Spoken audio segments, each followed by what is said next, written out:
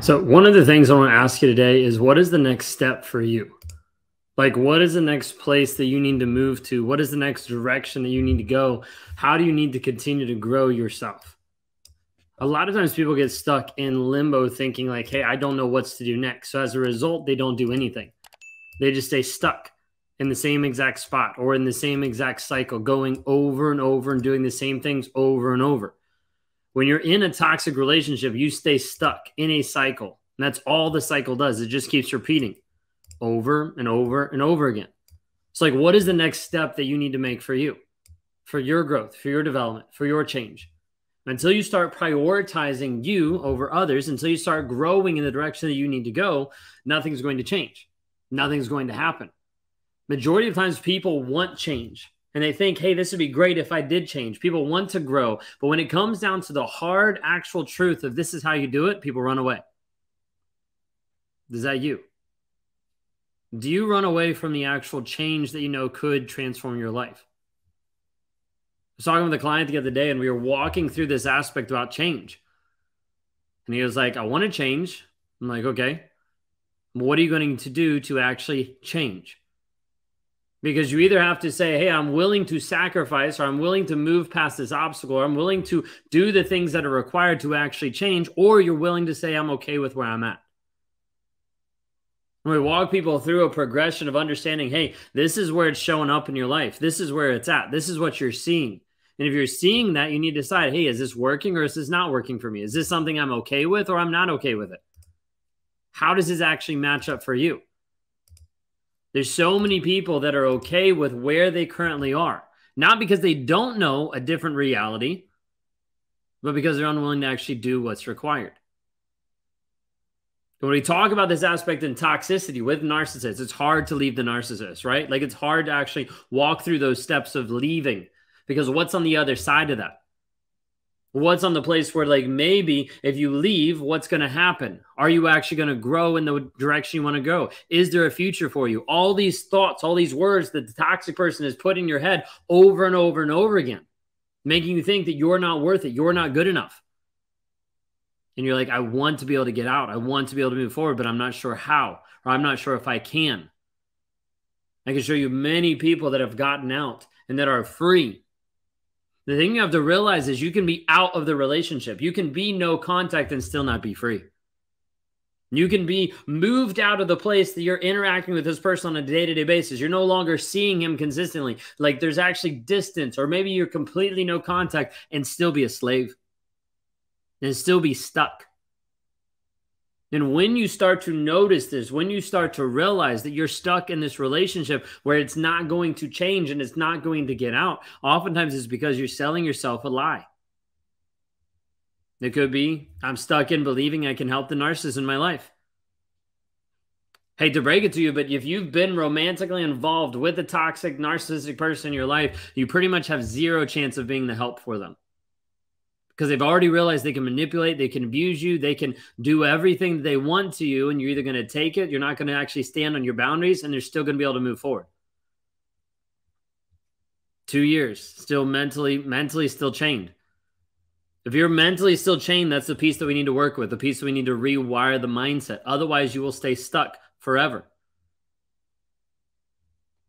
That's it. Do I need to lock off my dad? If he's toxic and narcissistic and not willing to change, then yeah. You cannot help a narcissist, 100%. You can't force a narcissist to change. Too many times people are like, if I could just get him to understand this. So my wife thought. She thought this for years. Maybe if I can get him to change, if I can get him to acknowledge, if I can get him to accept, and it didn't do anything. Because at the end of the day, all that was more supply of more attention. She's trying to work on me more. I've got more people in my life that wants to help. This supply wants to help. This affair partner wants to help. And now I have all these people looking at me because I'm the victim, right? Like, I'm the victim of all these people need to help me. It's a bunch of BS. You're not able to help the narcissist by being with them and giving them more love, or helping them look a certain way, or helping them act a certain way, because all it is just conformity. You're trying to get a narcissist to change. You don't want a narcissist just to change. There's a lot of narcissists that change. You want someone that's going to transform, that's going to grow and be unwilling to stop growing if you're with them or if you're without them. That's the thing. We had someone that I was talking to earlier today. I was messaging back and forth, and they were like, he kept saying to me that he would have changed if I was with him. It's BS. But a narcissist will tell you, I'll change if we're together. I'll change if I've got the marriage. I'll change if you don't leave me. I'll change. But at the end of the day, you know how much a person is actually committed to it if they're willing to change regardless of you. You don't need another person in your life that's just a pushover. You don't need someone who's just going to conform to a certain image just to keep the relationship. You don't need another weak-ass man that's going to show up and be like, I'll change for you, but I won't change for me. I'll change to keep the relationship, but I won't actually change to actually step up and be a man. This is the thing that people do not realize is they're constantly in these relationships thinking maybe it'll work out because he's saying he's trying while he's still abusing me at the same time. That's not trying. That's abusive and manipulative, and it's going to keep happening until you make it the change. You have to be able to understand that narcissists will use and leverage anything and everything against you. If you're talking about being split and you have kids, and you're like, hey, I don't know how to be able to handle this. He's going to try to leverage the kids. He's going to try to use the things that matter the most to you to trigger you, to make you do the things that he wants you to do. At the end of the day, those are all pieces that he's trying to leverage against you, to make you subservient to them, to control you. Until you take back that power of understanding, like, hey, I'm not letting this person do this to me anymore.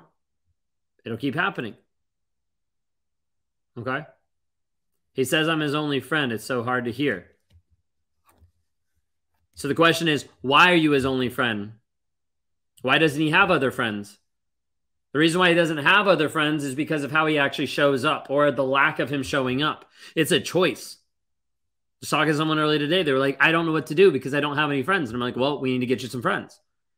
Like if your path moving forward says, hey, I can't do this unless I have some friends, then we need to work on getting you some friends.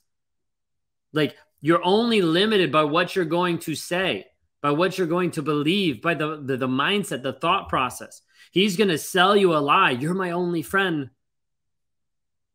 When in reality, the reason why you're his only friend is because you're the only person who's stuck around to keep being manipulated. No one's going to come and save you except yourself. 100%. Very true. How do you gauge between godly love for each other and cutting people off? When the other person is being abusive. When the other person is being a liar. When the other person is belittling, cutting you down. See, there's this aspect of like, well, we just need to love everybody and they'll get better. You can love someone from a distance. You don't have to be in a relationship to love that person. Sometimes, for some of you watching this, the most loving thing you could do right now is to go no contact. But you're like, but that's not godly, but that's not loving. That's not the way I was raised. The way probably a lot of you were raised, if you're coming from like a godly frame, the way a lot of you were raised was just conformity. Was to match the Christian symbol in your life, to match the religious organization so that you looked better. That's why they didn't talk about mental health issues. They didn't deal with their emotions. They didn't deal with their problems. And you're left bottling it up inside saying, maybe this is just how it's supposed to happen. And then you get into the marriage and you're like, wow, this marriage sucks because I have no clue what marriage actually is because my parents only modeled one version of it. They didn't show you when there was problems. They didn't show you when there was issues. And as a result, you're left unequipped.